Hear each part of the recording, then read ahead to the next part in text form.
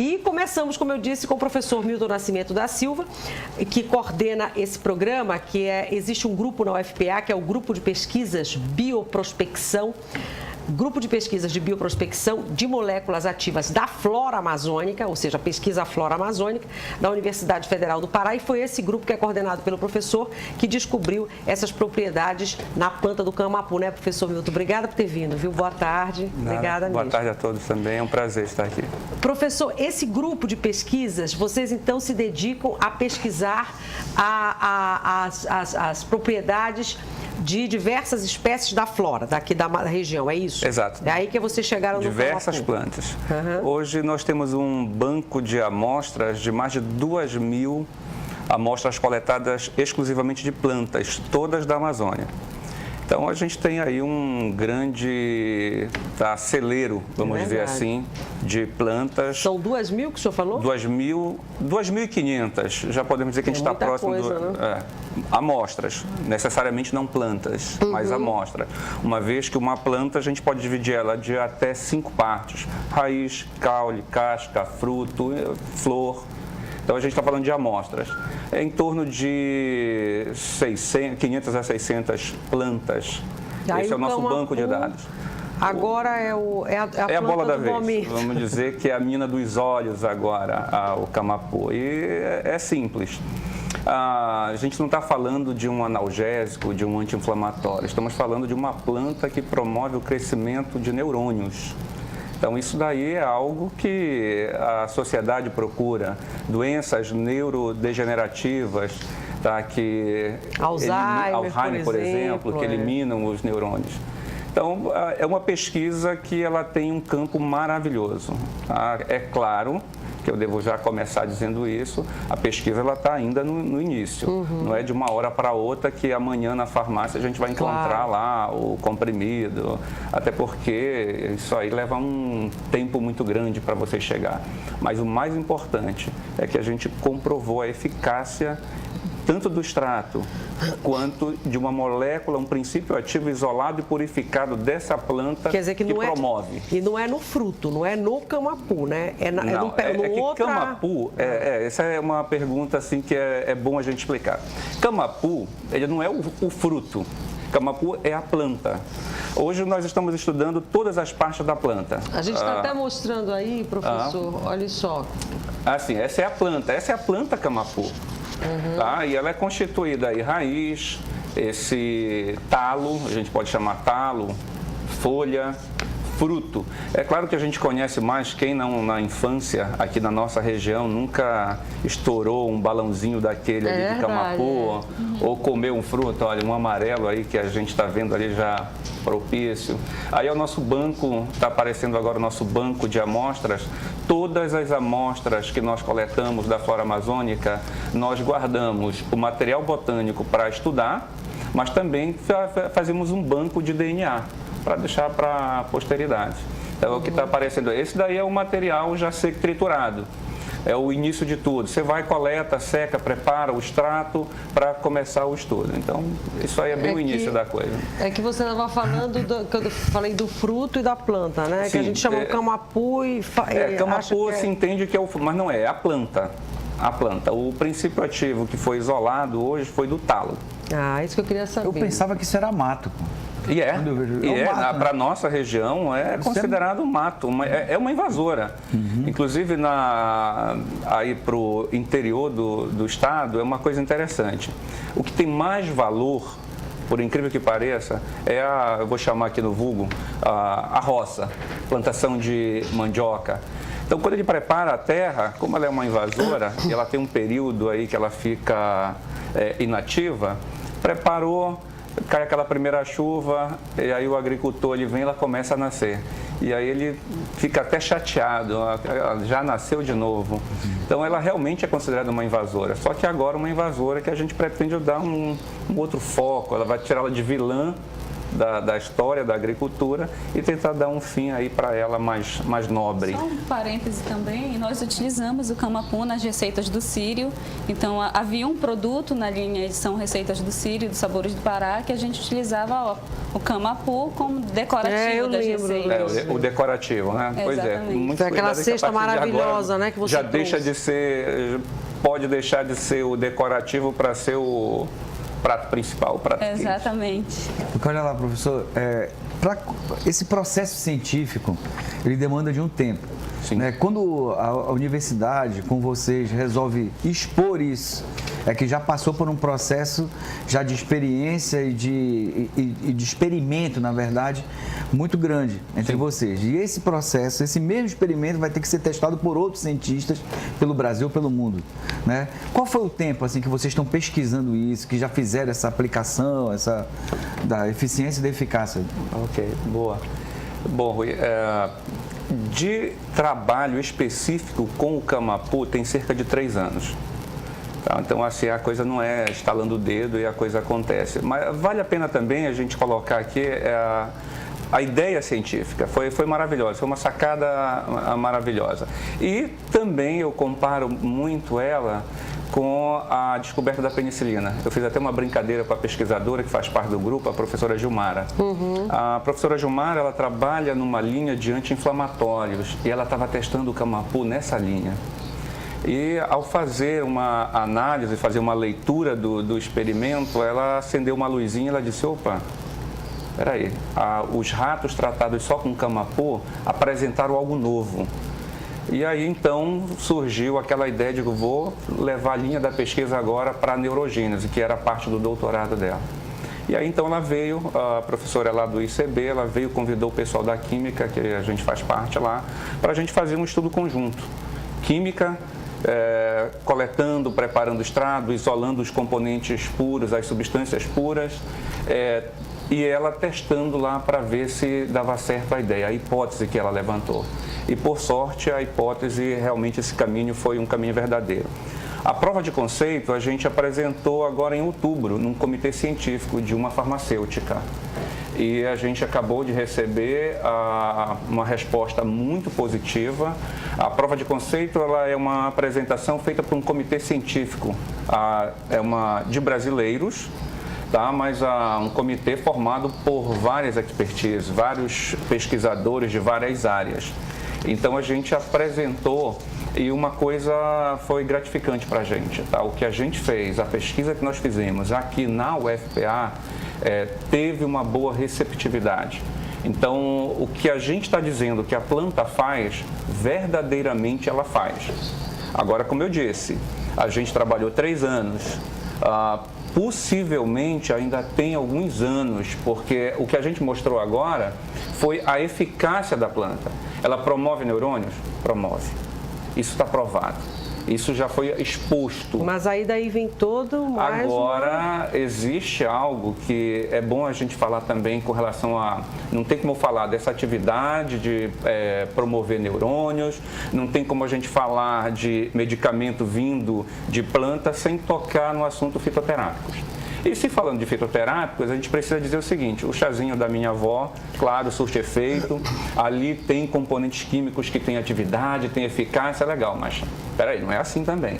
A partir de agora eu posso começar a plantar o camapuzinho lá e tomar o chá? Existem ainda algumas coisas que a gente precisa avaliar. Toxicidade é uma delas. Variação da composição química dessa planta durante um determinado período é constante? Varia. Aquela substância que foi isolada, que foi testada no rato, como é que ela está lá dentro daquela planta? Se chove muito, ela está lá? Está em que concentração? Aumentou, diminuiu? Se faz muito sol?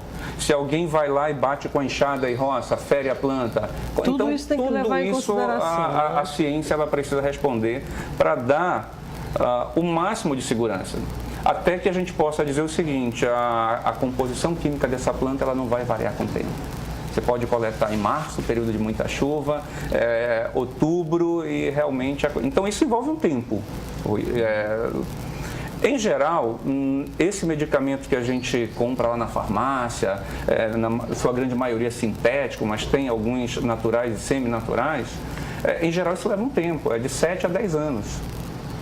Então, isso tem muita... Agora, ninguém monta uma planta piloto, ninguém faz testes de viabilidade, ninguém investe um dinheiro que é fenomenal nesse ramo sem, primeiramente, você avaliar a eficácia da coisa. E quem vai avaliar essa eficácia? Depois que vocês, então, esse grupo de estudo da UFPA fez essa avaliação, apontou essa propriedade na planta, agora esse segundo, terceiro passo, quarto passo, quem é que pode fazer isso? Ok. Já foi a segunda apresentação do Camapu que nós fizemos para esse laboratório no Brasil, já a segunda. Na primeira, eles acharam assim, como eu disse, é maravilhoso. Quer dizer que vocês estão fazendo para um laboratório, isso já é uma encomenda, não? Não, é encomenda.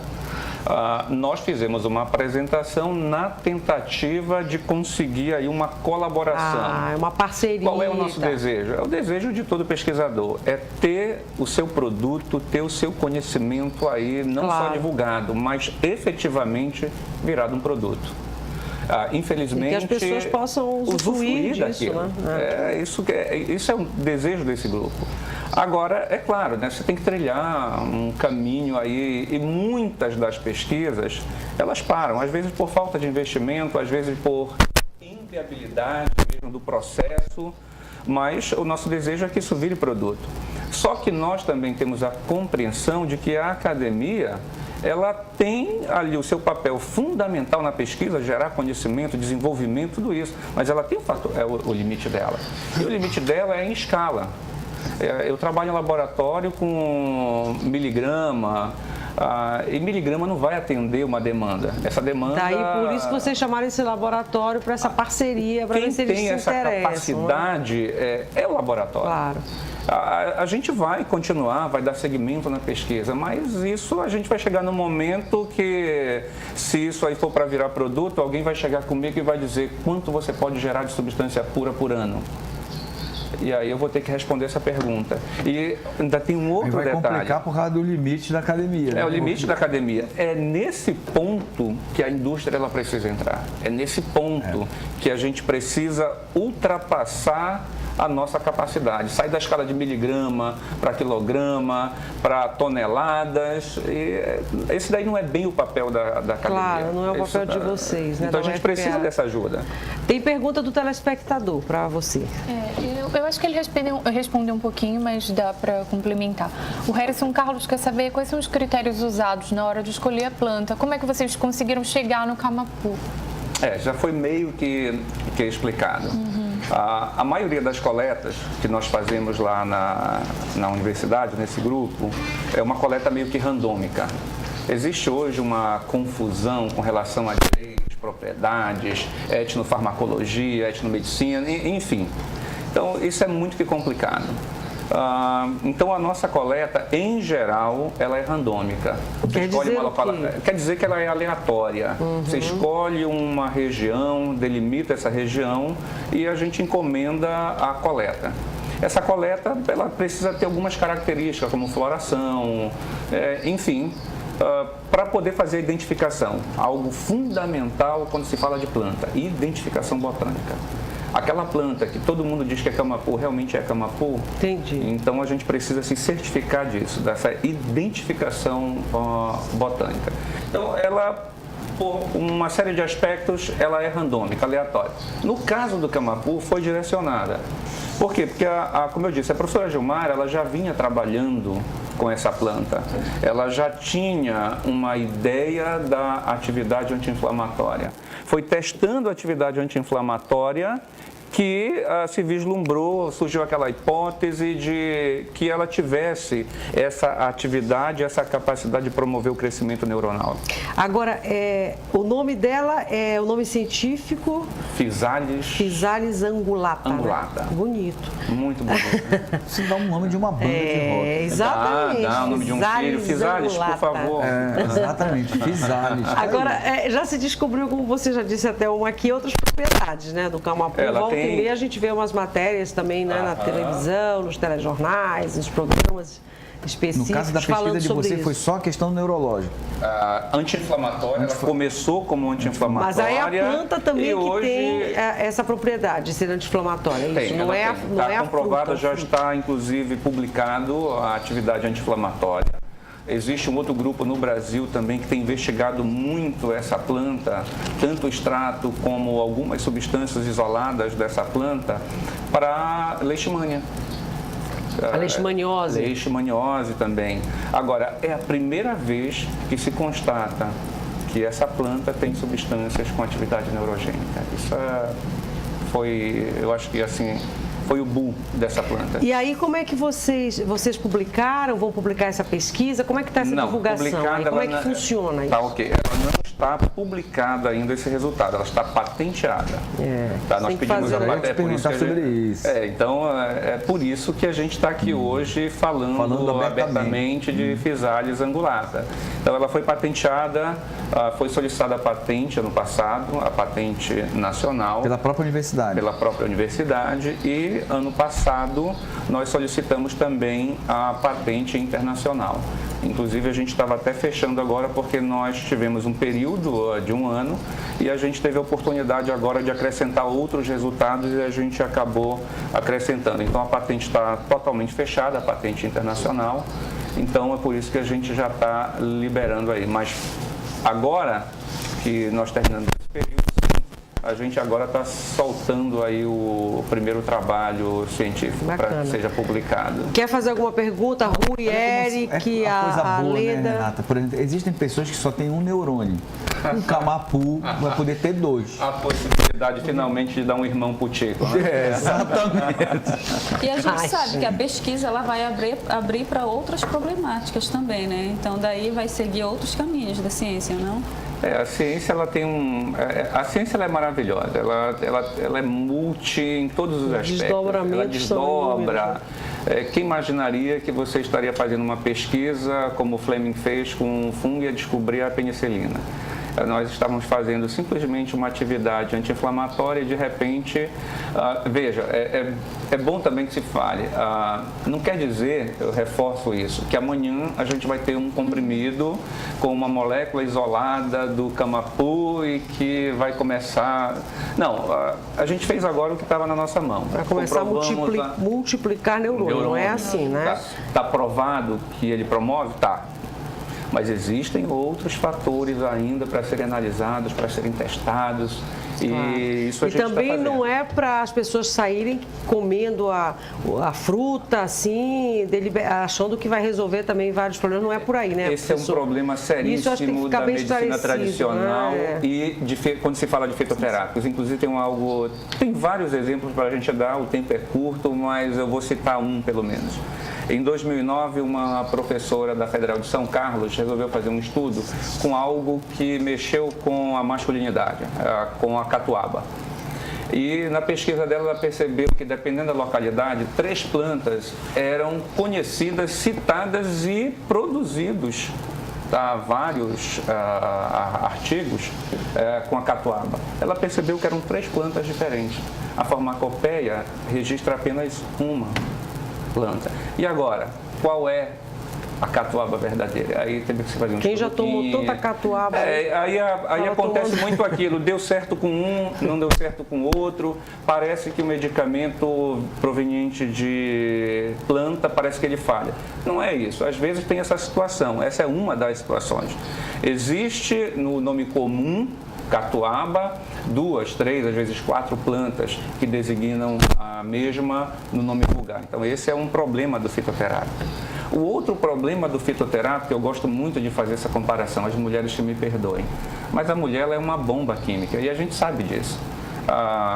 Nós sabemos bem. Antes da TPM, durante a TPM, depois da TPM, a mulher, a variação hormonal, ou seja, a variação química dela Acho que bebem, só falta explodir. Só falta explodir. Agora, a planta não é muito diferente. A planta, ela responde a estímulos externos também.